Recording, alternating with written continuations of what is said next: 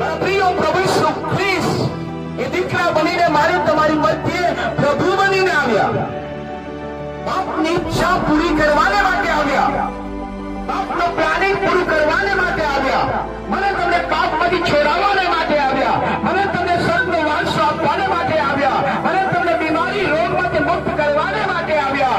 એ બાપની આજ્ઞા પ્રમાણે પિતા બાપ પ્રભુ ઈસુ ખ્રિસ્ત દીકરાએ સ્વર્ગ છોડ્યું.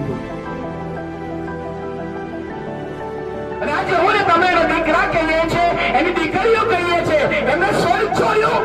અને આવા હું ને તમે દુનિયાના કામ નહીં છોડી શકતા, દુનિયાનો લોક નહીં છોડી શકતા, દુનિયાની આગળ પાછળ તમે છોડી નહીં શકતા, મારું તારું કરવાનું નહીં છોડી શકતા. અને મારો પિતાએ પોતાના દીકરાને સ્વર્ગ છોડવાની આજ્ઞા આપી અને પૃથ્વી પર આવ્યા. એને બાપ દીકરાનો સંબંધ કહેવાય મારા પ્રિયો.